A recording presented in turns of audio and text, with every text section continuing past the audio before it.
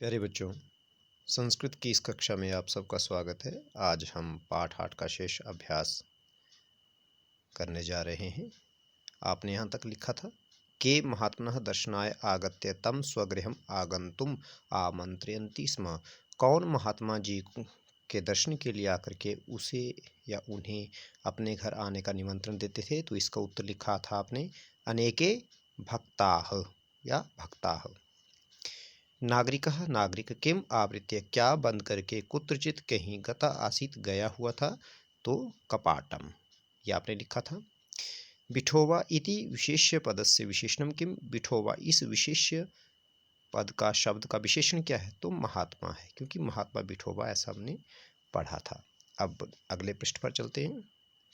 प्यारे बच्चों, अगले पृष्ठ पर जो प्रश्न लिखा है वो है केन वैराणी न शाम्यन्ति, कहता है कि किससे जो शत्रु हैं वो शांत नहीं किए जा सकते। तो यहाँ पे लिखा है इसको उत्तर हमने वैरेण माने शत्रुता से।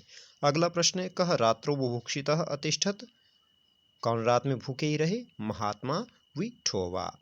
अब अगला प्रश्न, और इस प्रश्न का जो उत्तर है पूर्ण वाक्य में देना है। सबसे पहले यहाँ पे लिखा हुआ है महात्मा विठोबा कुत्र वसति स्म। महात्मा विठोबा कहाँ रहते थे? तो उत्तर है इसका ये देखें आप इसको, महात्मा विठोबा एकस्मात् नगरात् बहि कुटीरम निर्माय वसति स्म। दूसरा प्रश्न है नागरिकः बहि किमर्थम न आगतः, नागरिक बाहर क्यों नहीं आया? तो मैंने यहाँ से आगे से लिखा है क्योंकि जगह नहीं है पीछे, आप भी जगह के हिसाब से लिखें। नागरिकः बहि एतदर्थम न आगतः, नागरिक बाहर इसलिए नहीं आया, यतोहि क्योंकि सह वह गृहे घर में कस्मिंश्चित किसी कार्य काम में संलग्न आसीत लगा हुआ था, किसी काम को कर रहा था वह नागरिक। मासांतरम किम अभवत, एक महीने बाद क्या हुआ? मासानंतरम स एव नागरिकः पुनः तम, मैंने ऊपर करके लिखा था छूट गया ये, तम महात्मानम रात्रि भोजाय निमंत्रितवान। एक महीने के बाद उसी नागरिक ने फिर से उन्हीं महात्मा जी को रात्रि भोज के लिए बुलाया। अगला प्रश्न है महात्मा शांत भावेन किम अवदत, महात्मा जी शांत भाव से क्या बोले? महात्मा शांत भावेन अवदत, महात्मा शांत भाव से बोले क्रोधेन कार्यम न सिद्ध्यति, क्रोध से कार्य सिद्ध नहीं होता है। त्वया अपराध अनुभूतः, तुमने अपराध स्वीकार किया, एतत् एव पर्याप्तम अस्ति, यही काफ़ी है, इतना ही काफ़ी है। अगला है जनः विजयम कथम लभते, व्यक्ति जीत कब हासिल करता है? तो उत्तर है जनः विजयम अक्रोधेन शांतया क्षमया सहनशीलतया एव लभते। अब प्रश्न संख्या 6, स्थूल पदमाधृत्य प्रश्न निर्माणम कुर्वन्तु, और प्रश्न निर्माण का नियम आप जानते हैं, पूर्ण वाक्य में लिखना है और अंत में उसमें प्रश्नवाचक चिन्ह अवश्य लगाना है। महात्मा यथा समयम तस्य गृहम गतवान, महात्मा यथा समय उसके घर गए। तो महात्मा जो है आकारांत पुल्लिंग की तरह दिख रहा है यहाँ पर, तो हम क्या करेंगे, इसको पुल्लिंग नहीं, क्षम्यताम, आकारांत दिख रहा है। तो कई बार हम क्या करते हैं, जब आकारांत दिखता है तो हम उसको का कर देते हैं प्रश्न में, जो कि गलत हो जाता है। तो पहले महात्मा में प्रश्न बनाने से पहले लिंग विभक्ति और वचन को देखेंगे। महात्मन शब्द है ये, पुल्लिंग अर्थ में है, प्रथमा का एक वचन है, तो क्या आएगा इसका प्रश्न? कह यथा समयम तस्य गृहम गतवान, इस तरह से, और अंत में इसमें प्रश्नवाचक चिन्ह लगाएंगे आप। और इसी तरह सबको लिखेंगे। मैंने सिर्फ यहाँ पर प्रश्नवाचक पद लिखा हुआ है, आप संपूर्ण लिखेंगे यहाँ पर, ध्यान रहे इस बात का। इसी तरह से पूरा वाक्य लिखेंगे और अंत में प्रश्नवाचक चिन्ह लगाएंगे उसमें। महात्मा सहज रूपेण तस्य निमंत्रणम स्वीकृतवान, तो महात्मा की जगह महात्मा सहज रूपेण तस्य किम स्वीकृतवान, निमंत्रणम जो है ये नपुंसकलिंग प्रथमा एकवचन, इसलिए हमने नपुंसकलिंग प्रथमा एकवचन लगाया जो कि है किम।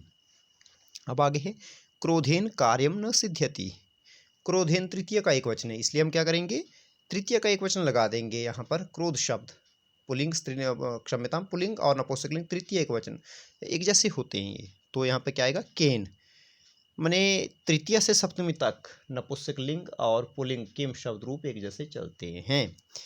केन कार्यम न सिद्ध्यति और प्रश्नवाचक चिन्ह। फिर मया द्विवारम भवतः अपमानः कृता, मेरे द्वारा 2 बार आपका अपमान किया गया, या किया मैंने 2 बार आपका अपमान। तो भवतः, भवत शब्द षष्ठी एक वचन, तो क्या करेंगे, भव शब्द षष्ठी एकवचन क्या आएगा यहाँ पे, कस्य, भवतः पुल्लिंग का है, मया द्विवारम कस्य अपमानः कृतः और प्रश्नवाचक चिन्ह लगाएंगे यहाँ पर। अगला है अनुशासनहीनः तु क्रोधेन दंडनीय एव। अनुशासनहीनः तो इसका आएगा कह, क्योंकि ये क्या है, अनुशासनहीन पुल्लिंग प्रथमा का एक वचन, इसलिए यहाँ पे किम शब्द पुल्लिंग प्रथमा एक वचन लगेगा, कह तु क्रोधेन दंडनीय एव और प्रश्नवाचक चिन्ह। इस प्रकार से आप इसको लिखेंगे। अब इसमें अगला प्रश्न है कि अधोलिखित वाक्यानि कथा क्रमानुसारेण लिखन्तु। इनको कथाक्रम के अनुसार लिखना है, जैसे जैसे पाठ में आपने पढ़ा घटनाक्रम के अनुसार।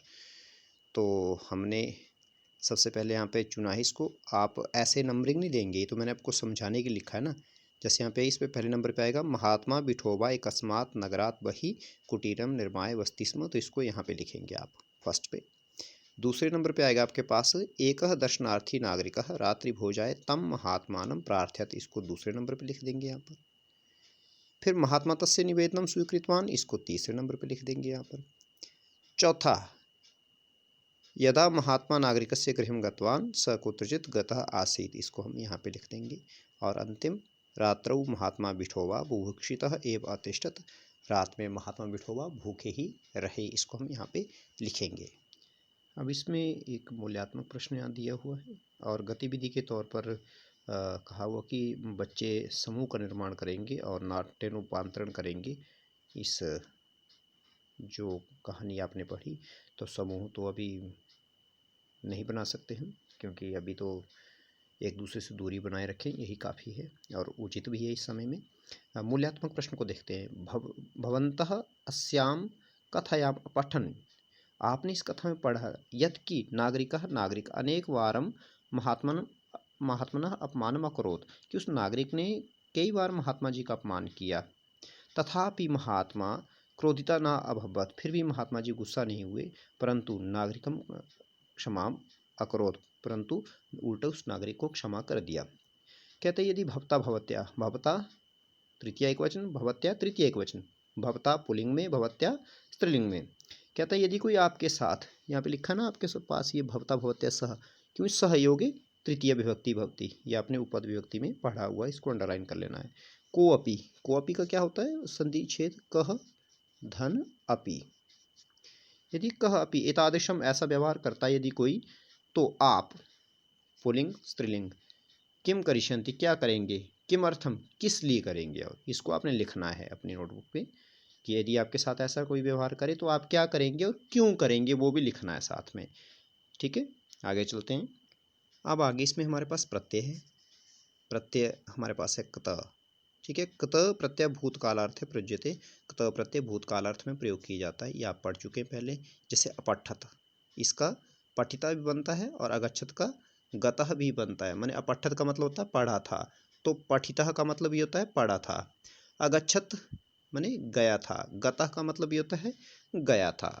अर्थात भूतकाल में जो लंगलकार में जहाँ पर हम धातु का इस्तेमाल करते हैं ना, धातु का प्रयोग करते हैं, उसकी जगह हम कत प्रत्यय का प्रयोग भी कर सकते हैं। कारण क्या है, ऐसा क्यों है, क्योंकि जब हम धातु का प्रयोग करते हैं तो उस वक़्त क्या करना पड़ता है, हमें पुरुष उसमें देखना पड़ता है कि प्रथम पुरुष है, मध्यम पुरुष है, उत्तम पुरुष है, कौन से इसमें पुरुष लगा हुआ है। लेकिन जब हम धातु के माध्यम से नहीं अनुवाद करते हैं और जब हम अनुवाद करने के लिए प्रत्यय का इस्तेमाल करते हैं, प्रयोग करते हैं, तो वहाँ पर हमें प्रथम पुरुष, मध्यम पुरुष, उत्तम पुरुष इत्यादि देखने की आवश्यकता नहीं होती है। तो यहाँ कहता है कि इसका प्रयोग जो होता है कर्तृवाच्य कर्मवाच्य, यहाँ पे आपको लिख के बताया हुआ है कि हमारे पास जो कतवतु प्रत्यय आज हम पढ़ रहे हैं, कतवतु प्रत्यय का जो प्रयोग है वह कर्तृवाच्य में होता है और कतव प्रत्यय का प्रयोग जो है वो कर्मवाच्य में होता है। अब देखो उसने लिखा बालकः लेखम अलिखत। बालकः क्या है, कर्ता है, माने लिखने वाला है, और ये प्रथमा विभक्ति है। लेखम कर्म है, द्वितीय विभक्ति, क्योंकि कर्मणि द्वितीय, अर्थात कर्ता ने कर्म को, अलिखत क्रिया, ये क्रिया किसके अनुसार है, कर्तृपद के अनुसार, माने जो कर्ता है प्रथमा का प्रथम पुरुष एक वचन, तो क्रिया भी प्रथम पुरुष एक वचन की लगी हुई है यहाँ पर। अब कर्मवाच्य में देखते हैं। कर्मवाच्य क्या है, बालकेन लेखः लिखिता, बालक के द्वारा लेख लिखा गया, माने बालक ने लेख लिखा, या बालक के द्वारा लेख लिखा गया। देखिए कितना फर्क है इसमें, है ना। तो यहाँ पर लिखा है बालकेन, कर्ता में तृतीया, और जो काम किया उसमें प्रथमा, कर्म में प्रथमा, और क्रिया कर्म के अनुसार। माने आप समझ गए होंगे कि यहाँ कर्ता के अनुसार जहाँ पर क्रिया लगती है वह कर्तृवाच्य होता है, और जहाँ कर्म के अनुसार क्रिया लगती है वह कर्मवाच्य होता है। बस इतना सा फर्क है इन दोनों में। और कर्तृवाच्य में कर्ता में प्रथमा होती है, कर्म में द्वितीया, परंतु कर्मवाच्य में क्या होता है, कर्ता में तृतीय हो जाती है और कर्म में प्रथमा हो जाती है। ठीक है, इस बात का ध्यान रखिएगा। और ये जो कतः प्रत्यय होता है तीनों लिंगों में चलता है। माने अगर हमारे पास जो कर्म है वो पुल्लिंग में है तो क्रिया वहाँ पुल्लिंग में लगेगी, अगर स्त्रीलिंग में है तो क्रिया स्त्रीलिंग में, और यदि हमारे पास नपुंसकलिंग में है तो वो क्रिया का रूप भी नपुंसकलिंग वाला ही लगेगा। पुल्लिंग में इसके रूप बालक की तरह चलते हैं, जैसे गतः गतौ गताः, इस तरह से। और स्त्रीलिंग में इसके रूप जो हैं लता की तरह चलते हैं, जैसे पठिता पठिते पठिताः। और नपुंसकलिंग में फल की तरह, फलम फले फलानि, तो गतम गते गतानि से रचितम रचिते रचितानि, इस प्रकार से इसके रूप चलते हैं। जैसे अगर हमारे पास मान लो, यहाँ से ऊपर से देखते हैं हम इसको, हमारे पास ये है, यहाँ पे लिखा हुआ है अपठ्ठ का पठ धातु से कत प्रत्यय यदि लगा, और पुल्लिंग में अगर हमने रूप लगाना है तो क्या होगा, पठितः, बालक की तरह चलेगा ना, पठितः पठितौ पठिताः, बालकः बालकौ बालकाः। ठीक है। और यदि इसी की बात करते हैं, यदि इसी को हमने स्त्रीलिंग में चलाना हो तो कैसे चलेगा, पठिता पठिते पठिताः, यानी लता लते लताः की तरह। और नपुंसकलिंग में फलम फले फलानी की तरह जो, तो कैसे करेंगे इसको, फलम पठितम पठिते पठितानि, रच धातु लेंगे तो रचितम रचिते रचितानि। इसलिए यहाँ पे लिखा हुआ है कि बालक की तरह पुल्लिंग में, स्त्रीलिंग में लता की तरह, और नपुंसकलिंग में फल की तरह ये चलेंगे। जैसे इन्होंने यहाँ पे दिए त प्रत्यांत शब्द भीता बालिका, पृष्ठः प्रश्नः, माने पृष्ठ पूछा गया क्या, प्रश्न, भीता क्या, बालिका डरी हुई बालिका। माने यहाँ पर त प्रत्यांत पद का प्रयोग जो विशेषण रूप से भी होता है, ये कह रहा है कि विशेषण की तरह भी इसका प्रयोग होता है। जैसे बालिका कैसी है, डरी हुई, अन्नम कैसा है, खादितम खाया हुआ, पाठा कैसा है, पाठ, श्रुतः माने सुना हुआ, अर्थात विशेष्य की तरह भी इसका प्रयोग विशेषण के रूप में भी होता है। जैसे प्रश्न, कीदृशा प्रश्न, पृष्ठा जो पूछ लिया गया है, दुग्धम दूध कैसा जो पी लिया गया है, पाठ कैसा जो पठिता माने पढ़ लिया गया है।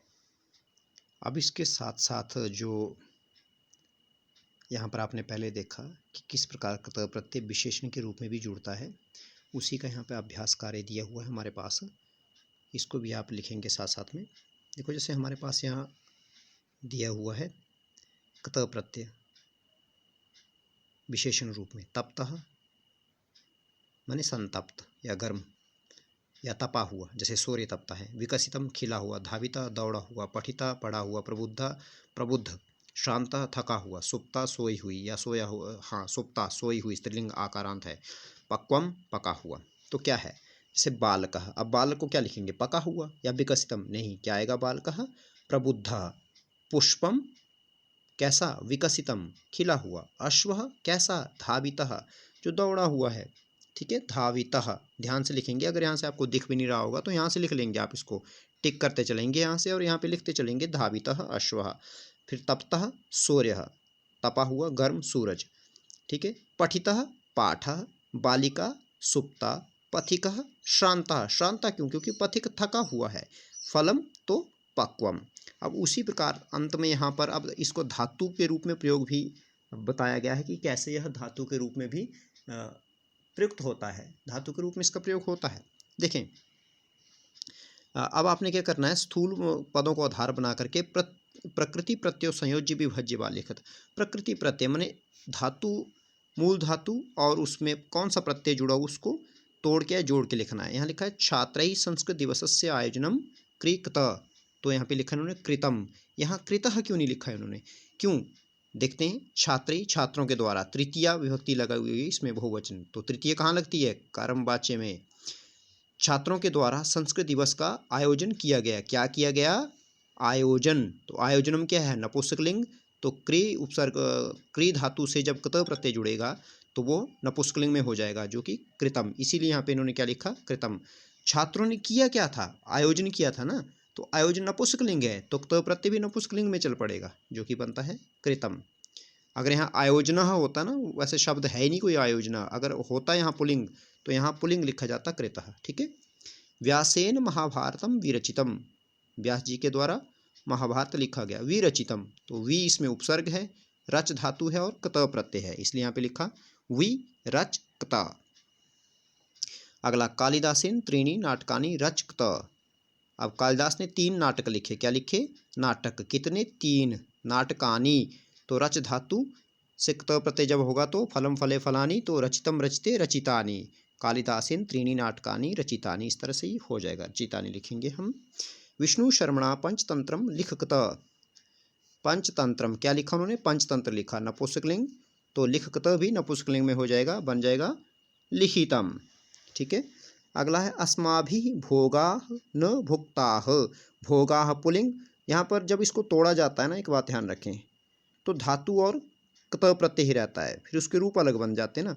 तो भुज धातु से क्त प्रत्यय, भुक्ता कैसे बना, भुज धातु से क्त प्रत्यय। अगर भुक्तम होगा तब भी भुज धातु से क्त प्रत्यय, और यदि यहाँ पे भुक्ता होगा तब भी भुज धातु से क्त प्रत्यय, क्योंकि धातु भुज है ऐसी रहेगी, प्रत्यय उसमें क्त है। बाद में फिर वाक्य के अकॉर्डिंग उसमें पुल्लिंग स्त्रीलिंग इत्यादि देखा जाता है, कि अगर वाक्य जो है, जो क्रिया है यहाँ पर, ठीक है, कर्म के अकॉर्डिंग क्रिया लगी हुई है, तो अगर कर्म क्या है यहाँ पे, भोग, तो कर्म पुल्लिंग में है तो क्रिया जो है पुल्लिंग में हो जाएगी, कर्म स्त्रीलिंग में है तो क्रिया स्त्रीलिंग में हो जाएगी, कर्म नपुंसकलिंग में है तो क्रिया नपुंसकलिंग में हो जाएगी।